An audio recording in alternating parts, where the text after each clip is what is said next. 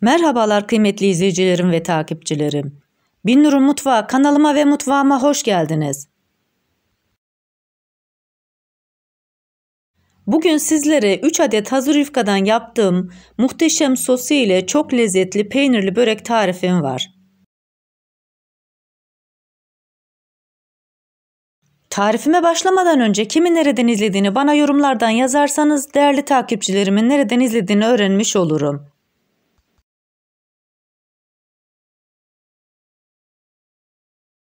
Sizleri daha fazla bekletmeden bu leziz böreğin tarifine geçiyorum. Herkese iyi seyirler. İlk olarak sizlere böreğimde kullandığım malzemeleri saymakla başlıyorum. Tarifimde 3 adet hazır yufka, 300 gram beyaz peynir, 1 su bardağı yoğurt, 1 çay bardağı zeytinyağı, 1 yemek kaşığı un, 1 paket kabartma tozu, 1 yemek kaşığı üzüm sirkesi, 3 adet yumurta, üzerine serpiştirmek için siyah haşhaş kullandım. Genişçe bir kasenin içerisine sosumuzu hazırlıyoruz.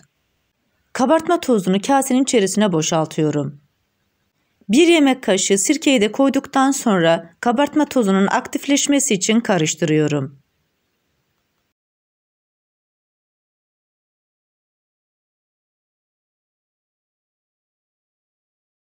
Kasenin içerisine 1 su bardağı yoğurt, 1 çay bardağı zeytinyağını ekliyorum. İsterseniz sizler bu aşamada sıvı yağ da kullanabilirsiniz.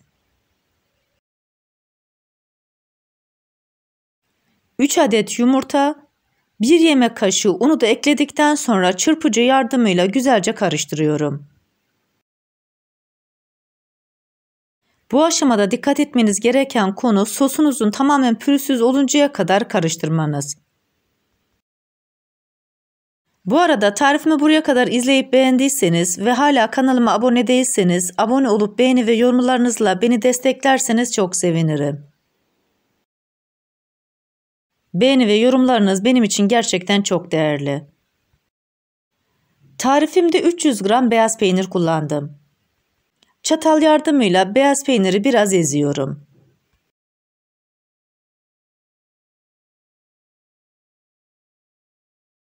İç harcımızı da kenara alıyoruz. 3 adet yufkadan bir tanesini tezgahın üzerine alıyorum.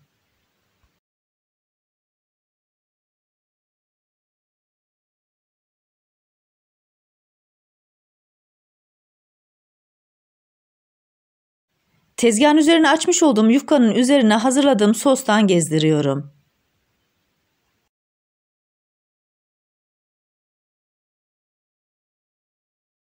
Daha sonra fırça yardımıyla her tarafına gelmesini sağlıyorum.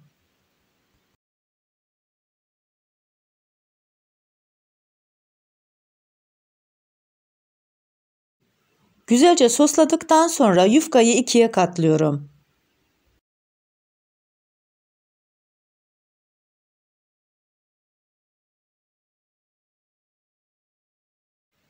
Şöyle bir düzeltiyorum, tam ortadan rulet yardımıyla kesiyorum.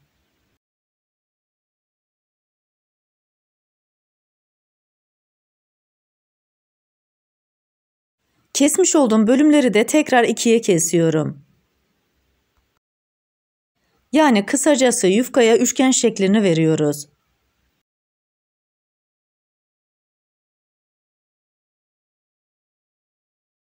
Daha sonra geniş olan bölümlerine iç harcımızdan koyuyoruz.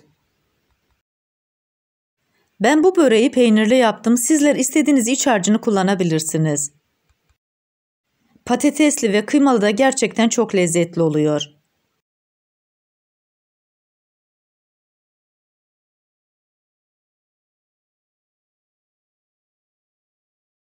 İç harcını geniş kısımlarına koyduktan sonra elimle biraz düzeltiyorum.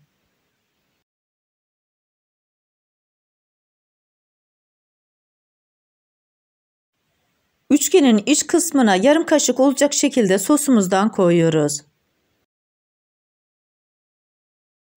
Bu sos böreğimizin daha güzel kapanmasını sağlıyor ve daha lezzetli olmasını sağlıyor. Koymuş olduğum sosları özellikle uç kısmına gelecek şekilde fırça yardımıyla her tarafına gelmesini sağlıyorum. Bu arada tarifimde kullanmış olduğum bütün malzemeleri ölçüleriyle birlikte açıklama kısmında paylaşıyor olacağım. İsterseniz oradan da bakıp faydalanabilirsiniz.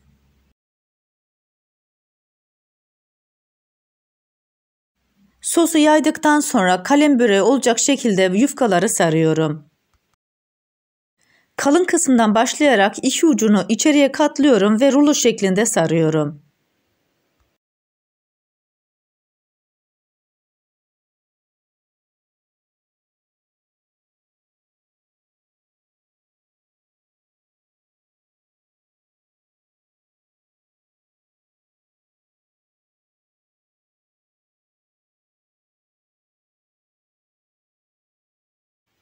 İlk yufkamızı bu şekilde hazırlayarak tepsinin içerisine koyuyoruz.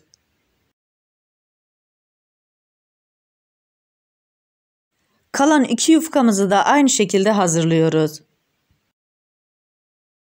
Yufkanın içerisini güzelce sosluyorum, daha sonra ikiye katlıyorum. Yani yufkamıza D şeklini veriyoruz.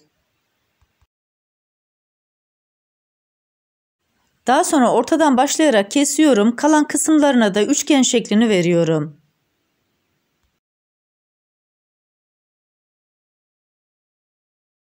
Bu arada tarifimi buraya kadar izlediyseniz sosyal medya hesaplarınızdan arkadaşlarınızla paylaşarak bana destek olursanız çok sevinirim. Ayrıca kanalımda birbirinden güzel diğer tariflerim var. Onlara da göz atmayı sakın unutmayın. İç harcını koymuş olduğum yufkanın arasını sosluyorum.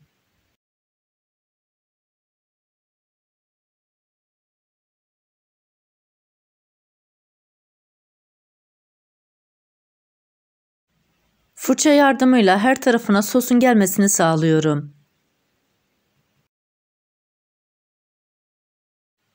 Daha sonra kalem böreği olacak şekilde sarıyorum.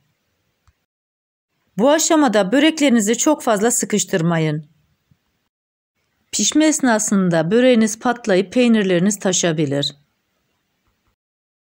Ne çok sıkı ne de çok gevşek sarmamaya özen gösterin.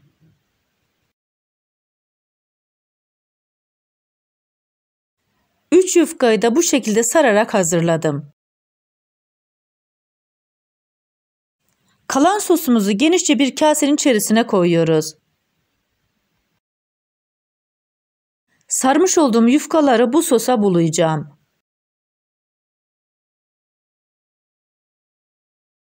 Böreği alıyorum, sosun içerisine batırarak her tarafının sos olmasını sağlıyorum. Daha sonra yağlı kağıt sermiş olduğum tepsiye diziyorum. Bu böreği yapma esnasında eğer vaktiniz varsa sosa buladıktan sonra 1 saat boyunca buzdolabında dinlendirin. O zaman daha güzel ve daha lezzetli oluyor. Böreklerimizin hepsini sosa bulayarak tepsiye dizdim. 1 saatte buzdolabında dinlendirdim.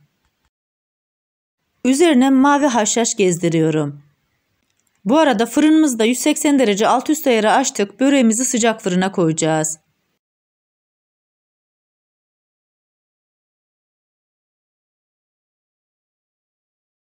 Hazırlamış olduğum böreği fırına koyuyorum.